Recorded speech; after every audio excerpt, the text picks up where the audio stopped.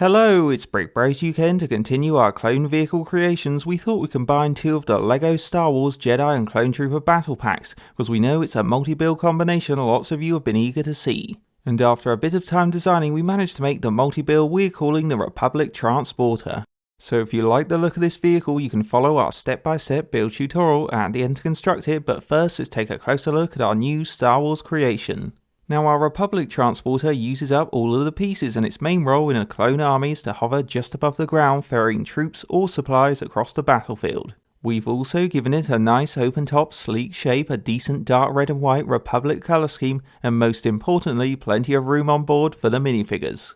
So if we start at the front, it has a grille nose with blue lights either side to help the driver see at night. Next up, for the transporter's firepower, it seemed like a good idea to attach the double stud shooter cannons on these angled wings left and right, because they're easy to get to and great to unleash when the transporter needs to blast its way through a blockade.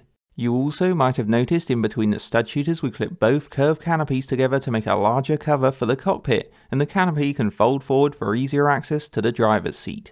Looking inside the cockpit, here you'll find a simple slope grey computer at the front, and you have a double seat setup that's separated by bar backrests. So this means you can place in a driver and gunner at the same time when you're heading into combat for the Republic. Along both sides of the build, we created standing platform areas with exposed studs so you can easily attach minifigures when they need to hop on or hop off quickly, and if you have any small supply crates, they could go here too. Then in between the platforms we constructed a large engine unit that flows all the way to the back, and at this end it features a good mechanical design with black twin boosters on top for extra power. We also built more angled wings just below to improve the sleekness of the vehicle, but what really stands out on the engine unit are the double round grey engines from the original speeders, which give a nice action look to the transporter at this end with their colourful trans-blue burners. And last up, if we flip it over, you can see that we raised the transporter up slightly by placing slider plates in all four corners, because this helps it freely move when you push it around or zoom it across flat surfaces in play. So that's our Republic Transporter multi-build, which as you've just seen is a great new clone vehicle to build if you have two battle packs and don't really like the speeders. Now we admit its open top design is a bit vulnerable, and if we had more parts we would improve its body shape as well as the armoured sections. But overall we're quite proud of it considering the limited parts we had at hand. And with its nice colour scheme, curved canopy, sleek little wings, big engines, standing platforms for multiple minifigures, double seat cockpit, 4 stud shooter cannons, and sliding ability, it's definitely a fun new Star Wars vehicle to use in play. And we'd highly recommend you have one in your clone army for transporting your troops around or blasting droid strongholds. So if you're keen on creating our Republic Transporter from your battle packs, you should watch on now to see our step-by-step build tutorial, and if you're ready to go, let's start the build.